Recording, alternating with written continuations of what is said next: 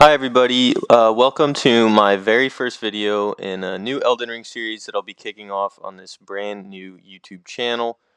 Over the course of the series, I'm planning to basically go through every single melee weapon in the game.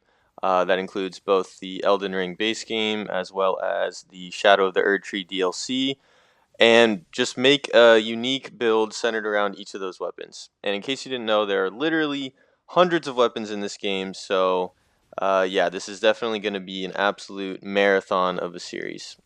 To be honest though, I'm really looking forward to taking on the challenge. I think it's going to be a ton of fun. So now I first wanted to start off just a few disclaimers. First of all, what I mean when I say I'm going to be making a build for every weapon is that yes, each video will be structured around one particular melee weapon in mind, but that being said, I'm not going to be restricting myself from using other equipment alongside that particular weapon.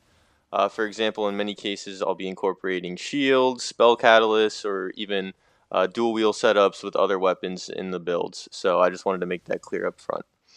And the other thing I wanted to mention is that my goal here isn't necessarily going to be to make the most optimized, most broken, cheese through the game type of builds. If that's what you're looking for, there are plenty of YouTube videos out there for those. But no, instead I'm going to be focusing mostly on just exploring the huge variety of different playstyles, mechanics, and synergies that the game has to offer, and trying to really just get creative and come up with setups that are unique and above all fun to play with. So now, that's not to say that some of these builds won't be absolute powerhouses, since I definitely plan on making plenty of those. I'm just saying that's not really our only goal.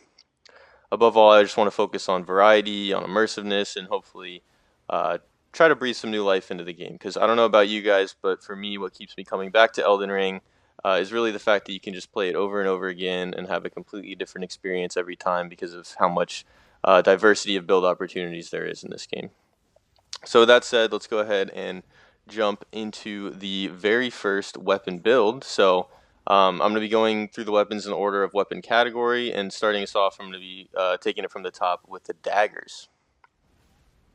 So in this video, we're going to highlight the dagger, just the basic run-of-the-mill dagger.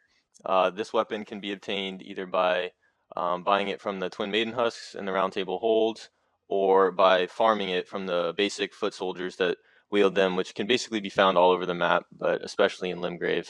They're really all over the place. So for this weapon, I decided to go for a pure dexterity build um, with 2 power stance daggers. I'm using the Keen Infusion, which of course makes our damage scale primarily with dexterity. And the dagger, as you can see, actually gets an S scaling in dexterity with this infusion, which is obviously very, very good. And then for our Ash of War, I decided to go with Thunderbolt, which gives us a very solid ranged attack, which you can see here.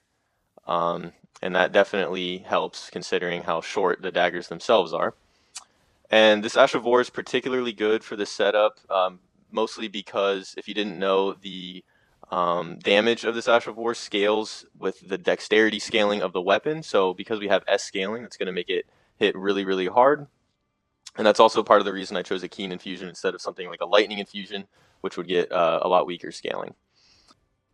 And so for our armor, you can pretty much use whatever you want, but I decided to go with this setup here with the Shadow Militiaman helm, and then the Death Knight set for everything else.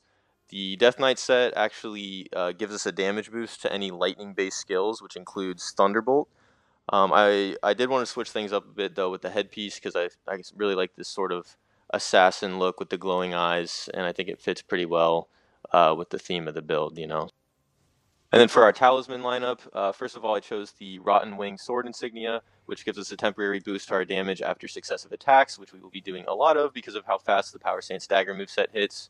And then next is the Shard of Alexander, which is going to make the Thunderbolt Ash of War do even more damage.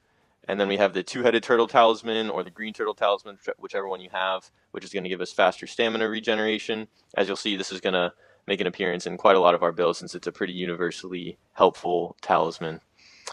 And then finally, I'm going to be using the Bull Goat Talisman, which will put us over the 51 poise threshold with the armor we have here. Obviously, if you decide to wear heavier armor, you can swap this out for something else, like the Dragon Crest Great Shield Talisman, which will give you more defense, or Millicent's Prosthesis if you want to double down even more on the successive attack damage.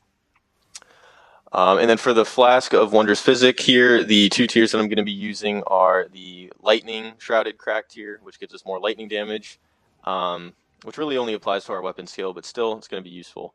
And then the Opaline Hard tier, which gives us more defense. Now, onto the stat spread. This is a level 150 build, which, by the way, is going to be the case for every other build going forward as well, since that is what myself and most people consider to be the sort of typical endgame level, where you are keeping things balanced between having enough level points to really flesh out good setups and let our weapon shine, while still making it so we have to really consider which stats we can actually afford. And so again, this is going to be a dexterity focused build. The exact stat spread I went for is 60 vigor, 24 mind, 25 endurance, 80 dexterity, and then just minimum points and all the other stats since we're not going to be using them. So the playstyle for this build is pretty straightforward.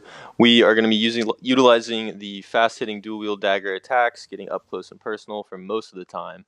You can get pretty good DPS just by slashing away over and over again at your enemies. And then for situations where we either can't or don't want to get that close, we can use the Thunderbolt to deal damage at range. We also have a pretty significant health pool with this build, so we can be pretty aggressive without worrying too much about trading hits. And we have a pretty decent amount of FP as well, which allows us to generously use the Thunderbolt skill. This attack doesn't really use a ton of FP either, which is nice, which makes it fairly spammable. We also have a fair amount of endurance, which affords us plenty of stamina, especially combined with the Turtle Talisman. It also means we have more than enough equip load to medium roll, even if you wanted to wear some heavier armor that offers more protection. And then we're obviously going all in on dexterity for our damage stat and just pumping that all the way up to the soft cap, keen infusion. So yeah, that's pretty much it for this build. It's a fairly simple setup, but it's definitely quite effective in the right hands. It's not the most OP, but then again, the dagger isn't exactly the most OP weapon. So if you made it this far, thank you for watching. I'm really excited to get this series up and running. Like I said, I'm going to make a video for each weapon in the game, and each video will basically follow the same format as this one, just with a different weapon. So if you are an Elden Ring fan and you want to see more build videos like this, please consider liking the video. And here's an overview of this video's build once again from the menu screen. Thanks again. Hope you have an amazing rest of your day, and I'll see you next time.